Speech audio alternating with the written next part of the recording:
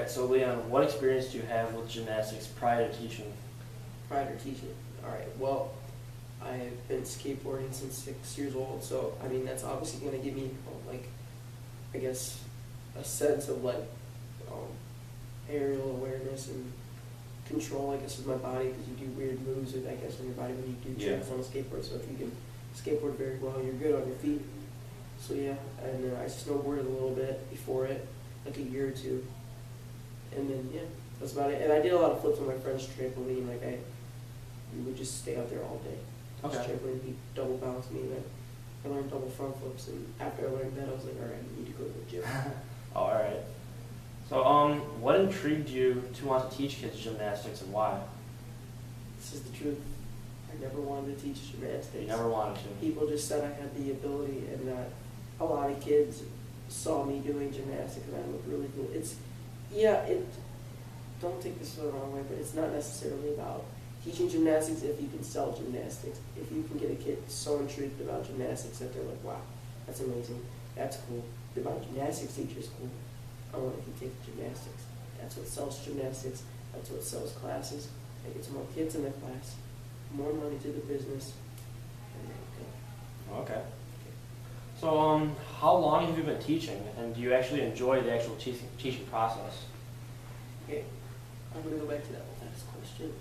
But yeah, I never thought I was going to like teaching, but it ended up turning out that I loved it, because I was nervous. And it's a hard job. It takes a lot more out of you than you would think. And yeah, so yeah. But eventually, now that I'm comfortable, I'll teach most of the classes at the gym that I'm at now. I'm fairly comfortable and about my abilities in teaching kids, skills, and it's proved over the time now. A lot of kids are getting better. But yeah, I never liked it. There was nothing that pulled me to it. It's just people said, "Wow, my kids are really good. He intrigues kids." Okay, well, now what was that question? How long have you been teaching, and do you enjoy it? How long have I been teaching? I've been teaching for about 3 years. 3 years? And for a while I didn't enjoy it. It stressed me out, but because it was hard to be a gymnastics coach and then be myself though, and because I'm really busy, and if you really want to be a good gymnastics coach, it takes more than just training, like inside the gym, or the time you get in the gym teaching classes. It takes a lot of time. I didn't really feel comfortable teaching for about 2 years, but I enjoy it now though. I really do like when I see a kid. That's the best. That's the best feeling when I go home. I just taught a kid something that was amazing. So, yeah. Okay.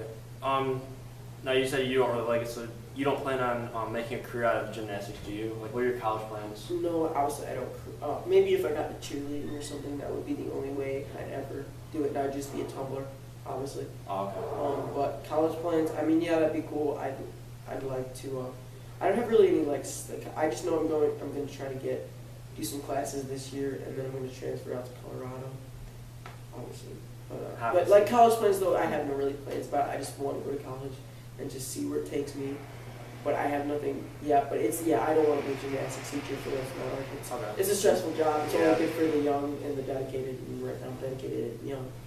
So yeah, I have the time. But now I'm older. Now some people say that gymnastics is easy. What do you think about this? Like, do you think it's true? Yes and no. There's some kids that are just naturally talented. And if you get the right group of people that push you, then it's going to come very easy. And if you all realize that mentality, and mental, it's all mental. All mental? Yeah, it's all mental. I've seen a big football player, like huge, like not have the most, he's not the most aerodynamic person, and he just is like, I'm going to backflip, and he just backflipped in front of me. So I don't think it's easy. I think it's easy for people who are in the right mindset. People aren't, then no, it's not. Okay. It's really hard. It's hard for you to get skills and get that mindset of just sending it and back in. Without it. I just said it. Yeah. You're just going to send it. Sorry I said that. Sorry I said that to church. Yeah, just make sure we talk about it. Oh, yes, sorry. Just for that. Yes, as long as you have the right mentality, it doesn't matter. All right? As long as you have the right mentality, but if you don't.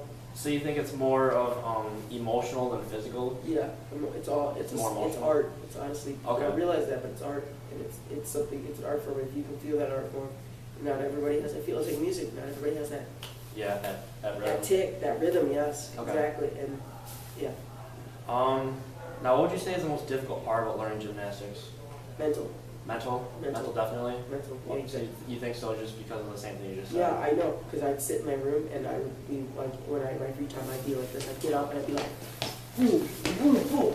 And I'd be like, I'd get it in my head, man, and it's all mental. Oh, Because okay. I do that for 2 weeks and I could get up and then I could do the skill that I really wanted to do. Yeah, okay. That pushed me to get the mental toughness to do stuff I didn't think I could do, so it's all mental. Oh, okay. Now, what about teaching? What do you think is the most difficult part about teaching and why? For teaching gymnastics? It's learning to have a balance of fun and a balance of learning. It's a balance of fun and learning, because if you have too much learning and too much pushing, then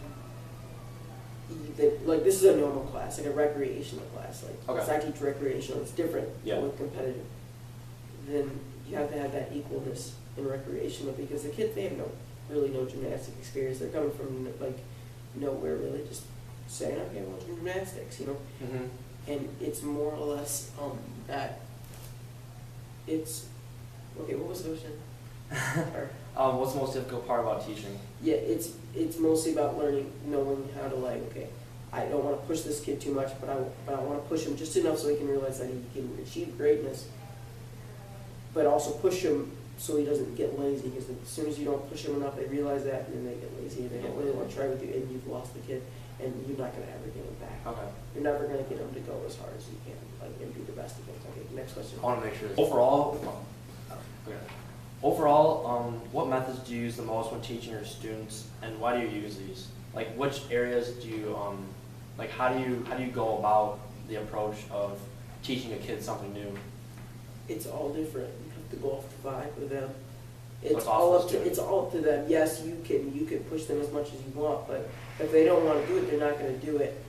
The best methods of me is just going with the flow, but also making them realize it's that balance, making them realize we're going to have fun in this class, but you got to realize that no, we're not slacking off here. We're not doing that. You know what I mean? Okay. You have to realize if you want to get this, you got to get that. I use that method, but you can't use it too much, or it really like makes them hate gymnastics. Yeah. But it's mostly about like that, but being also nice and compassionate.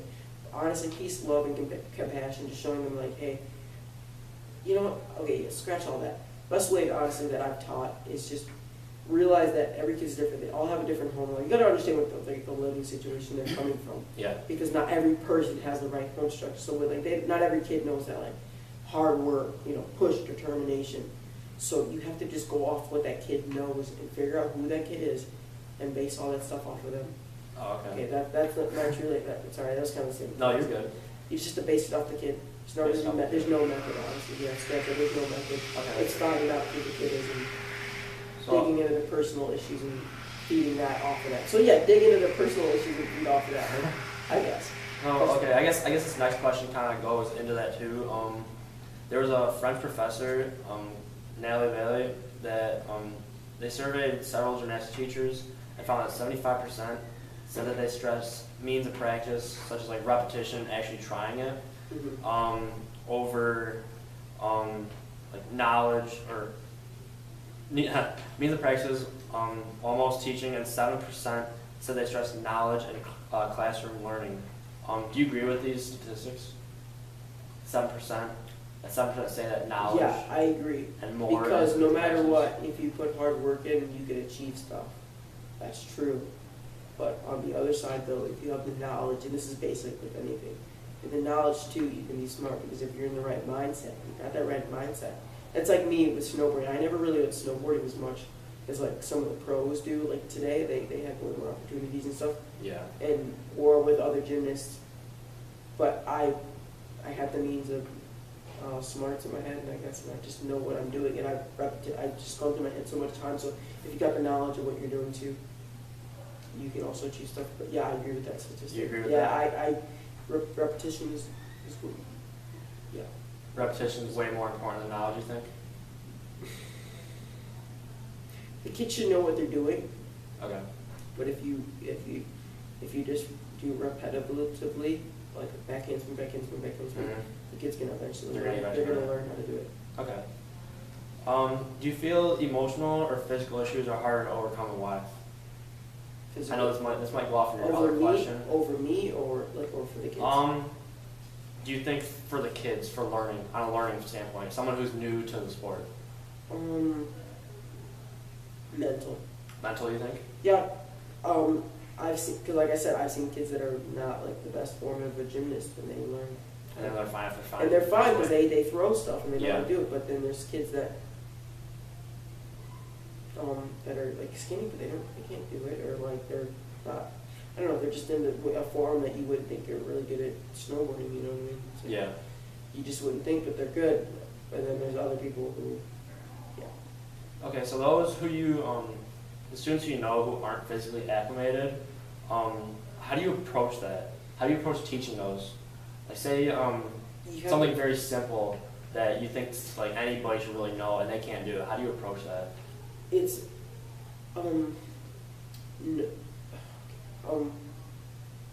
it's a hard question because I have very different. That's a question that hits me hard in the feelings because I snowboard and I skateboard and it's sought as a different. It's a different way. Like even though you're not as great, as long as you do creative stuff, you can be good. Yeah. But as in a gymnastic standpoint, it's different, and that's the hardest part about me. It's basically pushing them at their own level and making them achieve greatness at their own level. So it's all on their own level, not understand. understanders. If I have kids like that are not good, but like I just tell them like, okay, we're gonna work on your handstands. We're gonna work on this because you know what? The better you get at this, you just gotta take it one step at a time. So yeah, with those kids that are not as physically acclimated, it's taking it one step at a time. It's like, okay, we're gonna start here. That's where we're starting. If you really want to get good, and it's honestly all about the mental state because most of those kids that are not physically acclimated don't want to be there. Their parents are forcing them to go there because they're not for physical education because they're homeschooled or something like that, and they're a little bigger or something like that, and they're not as good, and it's pushing them where they're at, and it's telling them they push themselves hard right now and get good, they're gonna get better. So yeah, I got it. That's okay. Keep going. I will get in the 20 minutes. How important is having the right equipment when teaching gymnastics, and is it possible to teach without? Yes, very much. You don't have to have the best stuff as long as you make the best out of it. Yes, you have to also have some like gymnastics. You have to have trampoline. Okay. You gotta find somebody, but I got good, and I don't have a trampoline.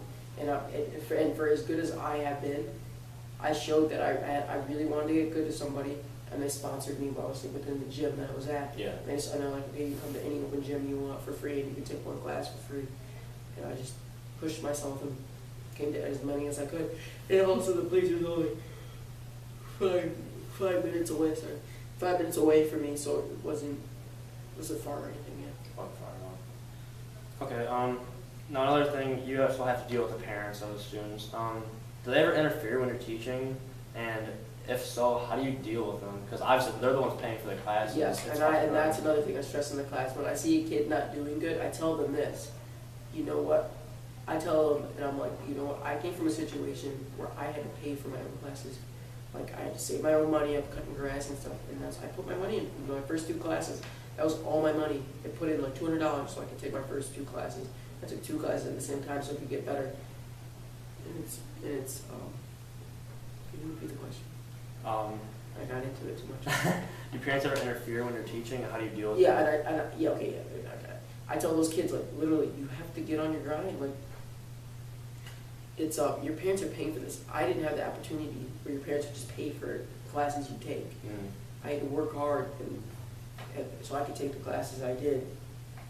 And I tell them, your parents are paying. They're not paying for you to sit down. They're paying for you to learn something. And I tell that. And it's the best line. It's the only line that worked because that makes boom. It hits the mental right there. Because they know mom and pops. You know what I mean? It's money. It's money. They realize mom and dad bicker about money a lot. So, yeah. So, sorry. Keep going. What time is it? What was that last question again? Do parents ever interfere while you're teaching? And it's the hardest part. Like I've had parents that just are never okay with what they're doing, what I'm doing. But I also have another like my ninja class. I had a person like this mom was not okay with anything I did, and I was like, oh, I got this in the bag because I take pictures for photography, and I've seen this kid I took this kid's pictures at his dance school. I was like, okay, yes, I got this in the bag. The kid's gonna love the class. And I go off a schedule, and the parent was just not okay with the schedule. She was like, I want him to go to the rope. I want him to go to the cargo net. I want him to go to the pit. While they're staying on the floor for 25 minutes. That's the schedule. Get over it, lady. I can't do anything about that. Yeah. Get over it. There's nothing I can do. Like, get over. Like, look. You can come in here and look at the schedule. You can follow me everywhere and make sure I'm doing everything right. Even the manager came out and was like, there was nothing you did wrong. I literally told the mom, like, I got up in her face, like, not up in her face, but I told her, I was like, lady, if you're not okay with the class now, you're not going to be okay with this class, any of his other classes, so just sign up for someone else. Because, you know, and that's what he did. He signed up for somebody else's class and not go teaching anymore. And he actually ended up dropping the class, but it's stupid. Yeah. Yeah, and parents are annoying. And I've also had parents that hated me, like when I first started working in, and then they switched their kid in my class because they saw how hard I worked with my kids and how hard I pushed them to get better. Okay. And they saw that and they're like, oh, this kid actually knows what he's doing now. He's actually able to control. They saw that I was able to control a really hard class, but that was over time and learning and knowledge of teaching. Yeah. And they're like, oh, he knows what he's doing now. And they're like, okay. So do you think parents can almost hold, do you think like parents are almost holding their own kids back sometimes? Yeah, sometimes. If they think you're training them too hard? Yeah, that, or they don't realize that, like, you know what you're doing. Oh, so they almost Like, don't I'm trust a young the gun. teachers? Yes, I'm a young gun, and I don't know everything, but I know what I'm doing. You know what you're doing. You got experience. I know I have experience. Yeah. And I know you, but the kid needs to hurt, needs to cry. Yeah. That's the only way they're gonna learn is be able to pick themselves back up again. And until you learn to pick yourself back up again, you're not gonna get better as Batman, bro. I guess. Bruce Okay. Wayne, bro. Bruce Wayne. I guess that almost rolls into this next question. What role do injuries play in gymnastics, and have they ever affected you, like personally? Roles in gymnastics, it depends on who you are. Some people, it's like a life ender. You're like, I'm done. I'm not. I have myself. I'm not They're gonna done. do They it. don't want to learn. But for the passionate and the driven, it's meaningful because that's a part of what you do. And once you realize that, and injuries are part of what you're doing in the sport, you're gonna be better able to do skills. Because not every time you get hurt, it's honestly the most random times you get hurt, and it's like, yeah, sometimes you gotta take a risk, and if you get hurt, you get hurt, but at least you know you did it. But you know, it's learning to accept it and cope with that idea of I get hurt, but it's part of the sport. And I gotta keep pushing. And for the people that are driven and dedicated, that it's just another learning experience. Okay, now I know you got hurt in snowboarding, but Yeah. did you ever get hurt in your gymnastics or anything like that? Yes, or? I've had a lot of injuries. I've had everything from landing on my head to having a spring shot off the trampoline and stabbing me in my shin. I have the scar to prove it. I've had every injury, and that spring shot off, dude. That was I was like, come on, like that. It just was like, ding, it shot up and dug a hole 1 inch into my leg, and I was like, come on, like that's the worst thing that has to happen. Like, unfortunate because I'm such a good gymnast. Like that I did the flip right and everything. It just shot off and stabbed that was me. more equipment. Yeah, and I've also had some that's my fault. Like I've thrown skills that I didn't have that like landed on my head. Okay. I have the worst concussion. It's just, for me personally, and with my wrist surgery, the skateboarding and stuff, it killed me when I hurt myself. But it just teaches you you're stronger than that. You're stronger than injury. And I lost myself. I was lost for a while. For about that whole time I was recovering, and a couple months after, I didn't know what I was worth. I didn't realize what my meaning was anymore in life. And I'm really religious. I guess I've gone to church all my life, and like personally, like that I realized like I had a purpose in life after like I started getting back on my skateboard and skating very well, and like getting back on my snowboard. And after yesterday, I knew right away like I rode so good, and I realized that you're gonna have injuries, and that's just a part of it. And it's just peace and happiness and time. It's time, you know, like you just gotta get back up. It's just a motivator. It tells you to get back up and keep going. It teaches you how to be hard, man. It teaches you how to be straight up. And that's what injuries play, I guess, if you're dedicated. So yeah. hope he got that. I hope that was enough. I just think that's a big thing. Yeah. I obviously went through a lot of it, and I realized I know what my purpose now is, and that snowboarding was, and I'm sore as heck now because I got wrecked, but I still rode and I killed it. I still did a lot of cool tricks, but yeah, that's a Saratoga thing. But yeah, good next question. If you could, is there anything that you could change? Like, if you're able to change something at your job, like that would make teaching easier, what would it be, if there's anything? Well, you know, obviously if I could get paid more, it would be nicer, but, you know, I mean, if I wasn't paid as a babysitter rather than a gymnast, Yeah. gymnastics coach, that would be nice, I appreciate it. Because I see that, I don't know, it's just like my job. Don't put that in there. But yes, money's a factor, how much the place is going to pay you. What was the question? I'm sorry, I forgot. Well, if you could, is there anything you would like to change at your job that would make it easier, make teaching it easier? Yeah, that, and then I wish gymnastics was like, had the mindset of like skateboarding, snowboarding. Like, not every kid can do the coolest thing or the most like best thing, but the people that stay to themselves and be themselves, like skateboarding, you can be yourself and do like a trick nobody's thought of, or do something really sloppy, like put your foot down, but as long as you can like, be like, oh, should I put my foot down, hop back on my board and skate out of it, Yeah. and ride it out. That's way cooler. And I wish, being a recreational gym, I don't know, it's so based on form and stuff. I wish we had like an easier like syllabus, but like for the kids that are just gonna be there for a couple sessions just to learn coordination and stuff. I wish we had a syllabus or something for them to learn, because yeah, not every person can do a cartwheel. There are just that many uncoordinated people that just can't do certain stuff. And it'd be cool to teach people that they can be good and Okay. but not unheld as a level. There can be gymnastics it could be way more cooler than it is. It's just so you're just based off the idea of perfection and stuff, and that's you can be sloppy with it, just create something of your own. But yeah, besides that, just there's not really much. I like the gym I work at. Not really much I can say. It's a family feel. It's not like there's other gyms that's hard, but like since all the coaches know each other and we grew up with each other because we're all from the same town, or I don't know, we just have a close bond together, party together. I guess there's only one more question now.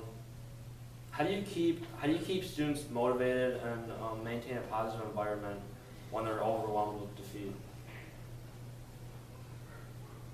How do you get a kid who just keeps trying and he can't say like he can't do a flip or something? How do you overcome that? How do you get into his mind? I kind of go into my own experiences because I've had a lot of experiences for being my age, and I just kind of tell them like, you know what I mean. And I'll base it off like history too, because I'm a very big history nerd, and I'll base it off like that. Like Abraham Lincoln didn't quit. Oh, okay. George Washington didn't quit. I kind of go into that. Like I kind of go into like do you want to go into this? Like I teach them lifelong like teachings, kind of based like that. Like I'm like, you're not going to give up when you get a good job, and if the project is just too hard. Yeah. You're not going to give up because it's just too difficult and you don't understand it. You're not going to give up because you're tired. You're not going to give up because you're weak and you don't think you can be good. You're going to keep pushing. You're going to overcome it. And I kind of go like, I broke my wrist and I thought I was in the gutter and I wasn't going to get any better. You know what I mean? Yeah. And something happened and I'm at where I'm at now. And I guess it's just like, I gotta just tell them like, you know, I grew up not having a lot of stuff. You have the opportunity to get good. And you just, it wasn't easy for everyone. Just like you gotta keep progressing. Mm-hmm. But put your mind towards it. Stuff like that. Okay.